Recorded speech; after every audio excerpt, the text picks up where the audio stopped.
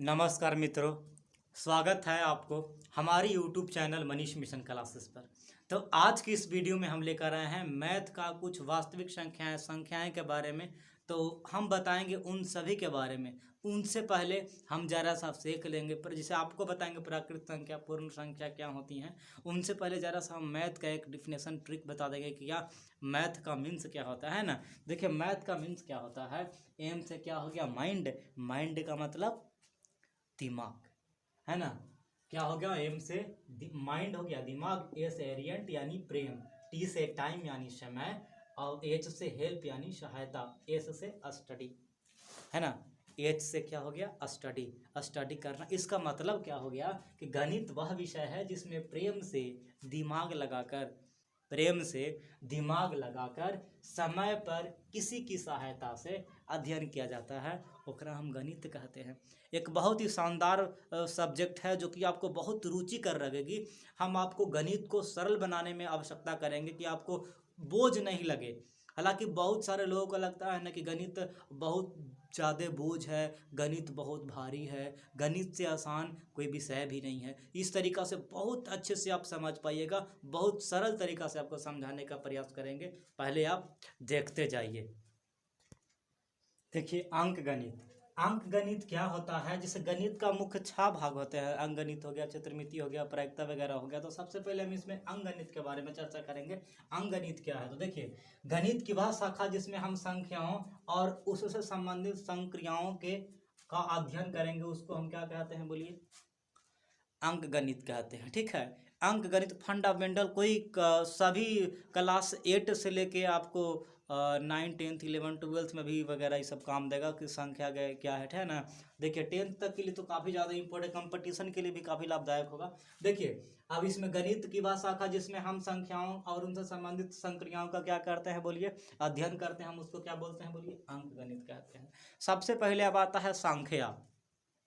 ठीक है, संख्या क्या किससे कहते हैं, देखिए, जीरो और 9 के आगे की संख्या क्या कहलाता है, बोलिए, संख्या कहलाता है। ठीक है, संख्या 2 प्रकार की होती है। संख्या 2 प्रकार की, एक वास्तविक संख्या और दूसरा काल्पनिक संख्या। वास्तविक संख्या, देखिए, हम सबसे पहले आपको संख्या बता दी यानी नंबर बताए।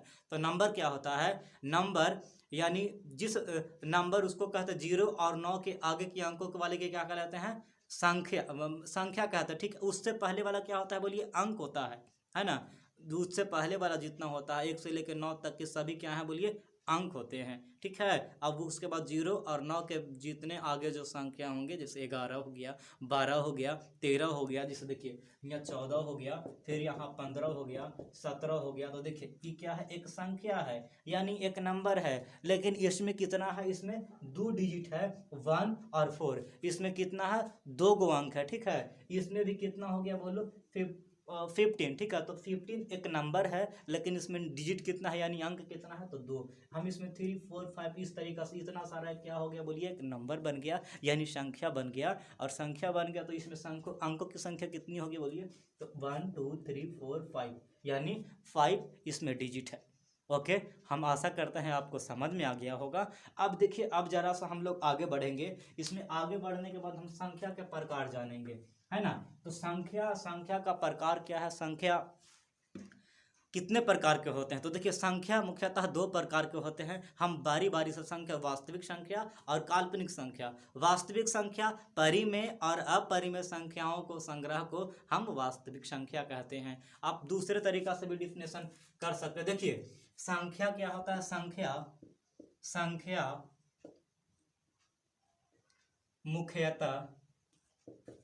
मुख्यतः 2 प्रकार के होते हैं। 2 प्रकार के होते हैं। देखिए, पहला क्या हो गया, वास्तविक संख्या। वास्तविक संख्या यानी रियल नंबर। वास्तविक संख्या यानी क्या हो गया, बोलिए, रियल नंबर, है ना। तो रियल नंबर किसको कहते हैं, तो देखिए, हम इसका इस तरीका से डिफिनेशन डिफाइन करते हैं। परिमेय और अपरिमेय संख्याओं के संख्याओं के संग्रह को वास्तविक संख्या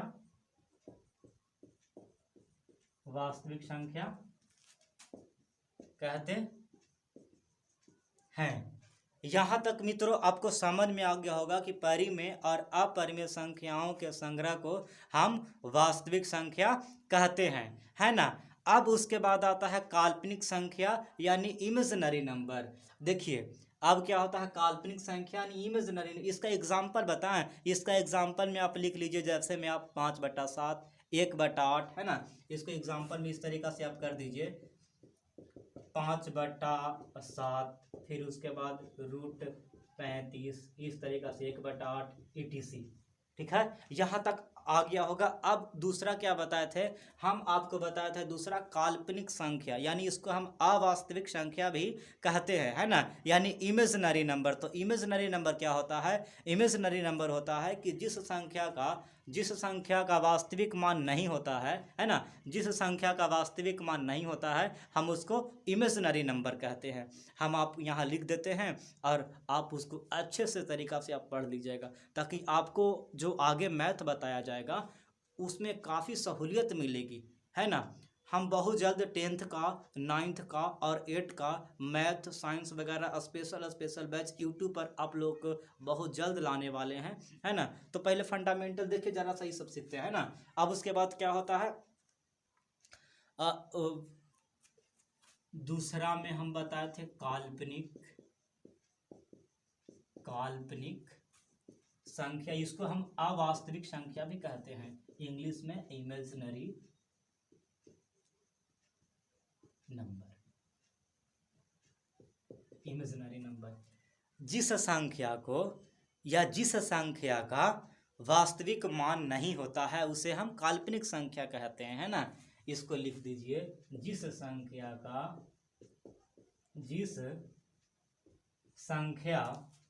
का वास्तविक मान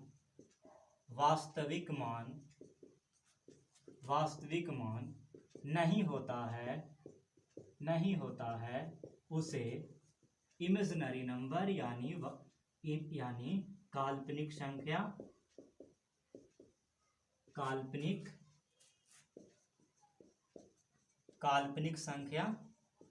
कहते हैं। जैसे में देखिए रूट में -35 हो गया, फिर उसके बाद √37 इसका कभी भी वास्तविक मान नहीं होता है। इन्हीं संख्याओं को हम क्या कहते हैं बोलिए? काल्पनिक संख्या। आशा करते हैं कि आपको वास्तविक संख्या और काल्पनिक संख्या अच्छे से समझ में आ गया होगा। जिस संख्या का वास्तविक मान नहीं होता है उसे हम काल्पनिक संख्या कहेंगे, और परिमेय और अपरिमेय संख्याओं के संग्रह को हम वास्तविक संख्या कहते हैं। आप समझ गए होंगे संख्या के 2 प्रकार। अभी इसके आगे जानेंगे वास्तविक संख्याओं के प्रकार के बारे में, है ना। तो वास्तविक संख्याएं के बारे में प्रकार बताते हैं, तब तक देखिए वास्तविक संख्या के प्रकार, ठीक है। टाइप्स ऑफ रियल नंबर आपको दिख नहीं रहा होगा, देखिए यहां से लिखते हैं, यहां से दिखेगा आपको। देखिए वास्तविक दिख रहा है और नीचे लिखे, देखिए वास्तविक संख्या के प्रकार, टाइप्स ऑफ रियल नंबर, है ना। टाइप्स ऑफ रियल नंबर, इसमें होता है प्राकृत संख्या, पूर्ण संख्या होती है। तो देखिए सबको बारी बारी डिफाइन करेंगे। प्राकृत संख्या को हम बोलते हैं नेचुरल नंबर, यानी गिनती की संख्या को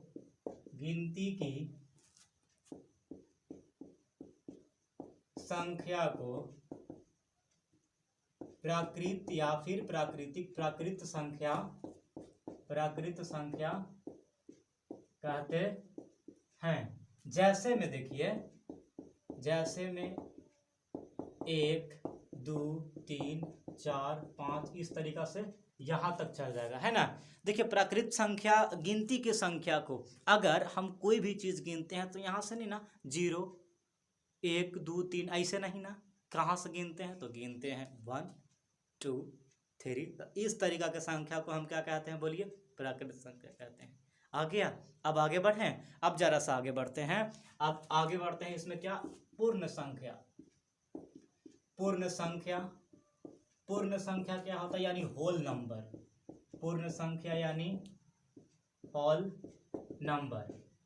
प्राकृत संख्या में 0 को शामिल कर देने से जो संख्या प्राप्त होती है हम उसे पूर्ण संख्या कहते हैं, ठीक है। आगे देखिए, प्राकृत संख्या में, प्राकृत संख्या में 0 को शामिल कर देने से जो संख्या का समुच्चय बनता है, जो संख्या का समुच्चय बनता है उसे पूर्ण संख्या कहते हैं। जैसे में देखिए 1 2 3 4 5 6 इस तरीका से। तो देखिए तो प्राकृत संख्या हो गया, है ना, प्राकृत संख्या हो गया। तो प्राकृत संख्या हम क्या बोले, प्राकृत संख्या में 0 को शामिल कर देने से, तो यहाँ क्या कर देंगे, 0 को शामिल कर देंगे, ये क्या बन गया बोलिए, पूर्ण संख्या। अब देखिए सम संख्या और विषम संख्या आपको बहुत अच्छे से ज्ञात होगा। सम संख्या वैसी संख्याएं जो 2 से पूरा पूरा कट जाए उसको हम सम संख्या कहते हैं, और वैसी संख्याएं जो 2 से पूरा पूरा नहीं कटे हम उसे विषम संख्या कहते हैं, यानी ओड नंबर बोलते हैं। विषम संख्या को ओड नंबर और सम संख्या को इवन नंबर, ठीक है। देखिए यहाँ से वो आपको बता देते हैं। तीसरा नंबर पॉइंट लिखिए, सम संख्या। सम संख्या, है ना। देखिए सम संख्या, तो सम संख्या को हम क्या बोलते हैं, इवन नंबर, नहीं, इवन नंबर। सम संख्या को हम इवन नंबर बोलते हैं। तो सम संख्या वैसी संख्याएं जो 2 से पूरा पूरा विभाजित हो जाए, विभाजित हो जाए उसे सम संख्या कहते हैं। सम संख्या कहते हैं, है ना। जैसे फॉर एग्जाम्पल में देखिए 1 नहीं 2 4, फिर उसके बाद 6 8 10, ये सारी संख्याएं क्या होंगी, 2 से पूरा पूरा पूरा कट जाएंगी। समझ में आ रहा है? अगर समझ में आपको नहीं आए तो आप कमेंट बॉक्स में ज़रूर लिखिए कि हमको इस तरीक़ा से, हम आपको इससे भी और बेहतर तरीक़ा से समझाने का प्रयास करेंगे। कमेंट में लिखिएगा कि इस तरीक़ा से हमको समझ में नहीं है, हम आपको बेहतर से बेहतर सुविधा और शिक्षा दोनों देने की व्यवस्था करेंगे, है ना। देख लीजिएगा, लाइटिंग वगैरह अगर ठीक नहीं होगा तो आप हमें ज़रूर बताइएगा, है ना। अब आगे आता है क्या, विषम संख्या। विषम संख्या, विषम संख्या, विषम संख्या को हम बोलते हैं ओड नंबर या ओड नंबर। विषम संख्या को हम क्या बोलते हैं बोलिए, ओड नंबर। वैसी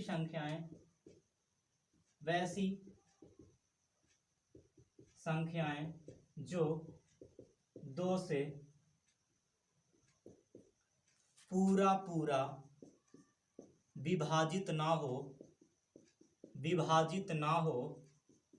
हो उसे विषम संख्या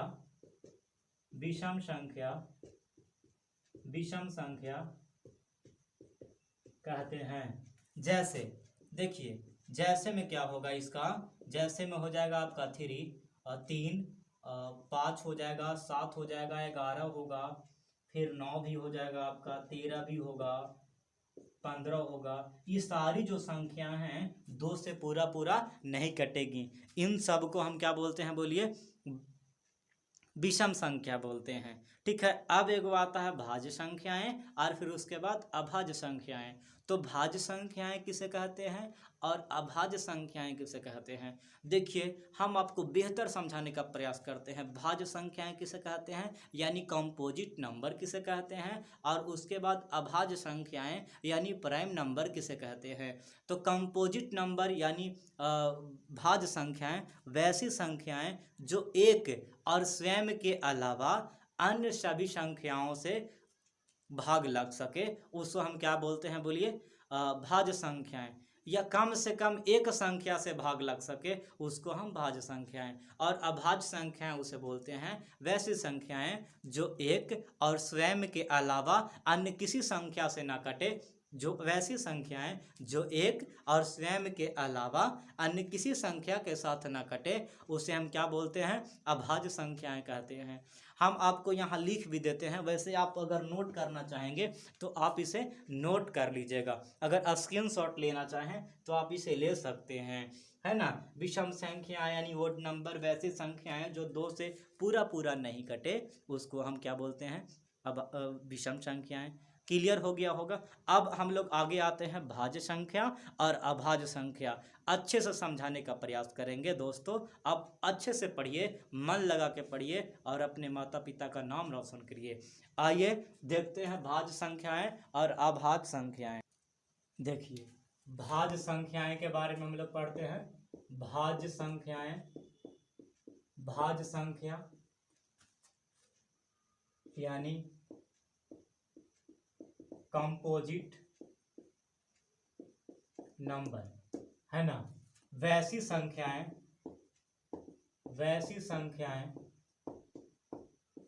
जो एक और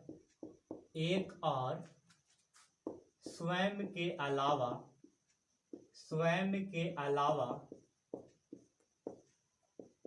अन्य संख्या से भी भाग लगे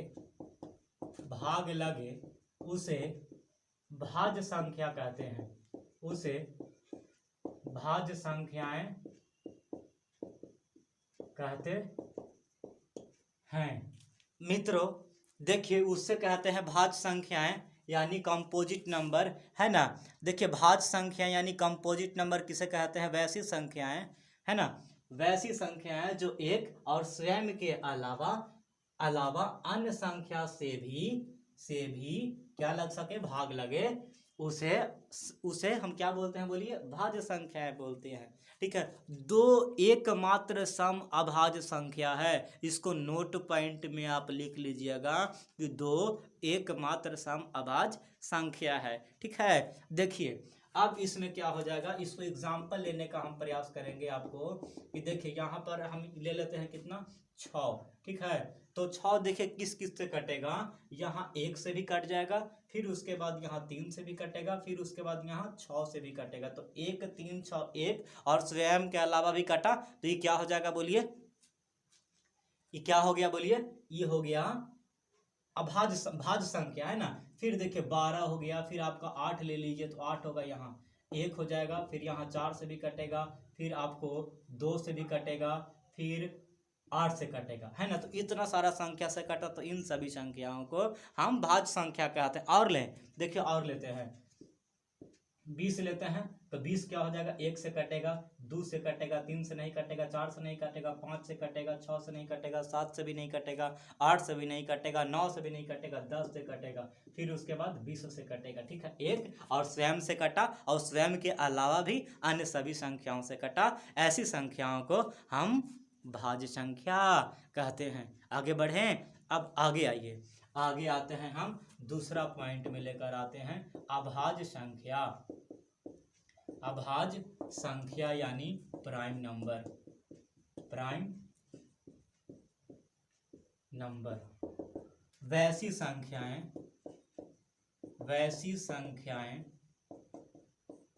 जो एक और स्वयं के अलावा अन्य किसी संख्या से भाग नहीं लगे, नहीं लगे उसे, उसे अभाज्य संख्या, उसे अभाज्य संख्या कहते हैं। ठीक है, वैसी संख्याएं जो एक और स्वयं के अलावा अन्य किसी संख्या से भाग नहीं लगे उसे हम क्या बोलते हैं, बोलिए, अभाज्य संख्या बोलते हैं, है ना। तो देखिए कौन कौन होगा तो समझिए, यहाँ जैसे में आप इसको लिख लीजिएगा, जैसे में आप कीजिए और जैसे में क्या लिख लीजिए, इसका एग्जाम्पल भी लिख लीजिए। ठीक है, देखिए जैसे,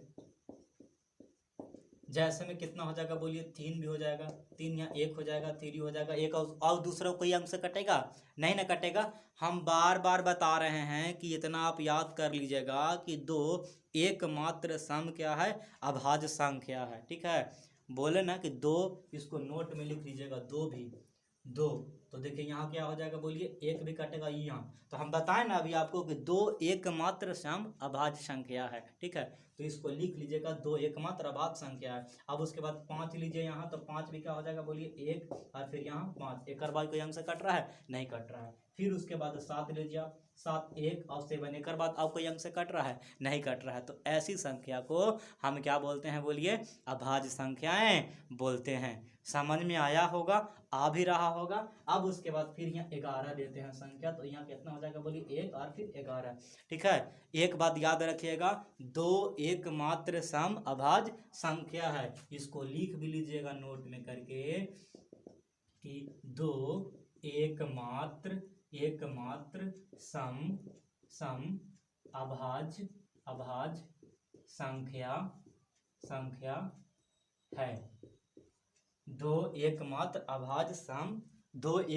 सम अभाज्य संख्या है ना। यहाँ तक तो आपको पूरा क्लियर हो गया होगा। अब इसी तरीका से हम और भी आपको वीडियो बेहतर तरीका से बताने का प्रयास करेंगे। आज की इस वीडियो में आज के लिए बस इतना ही। अब मिलेंगे आपको नेक्स्ट वीडियो में, तब तक के लिए जय हिंद।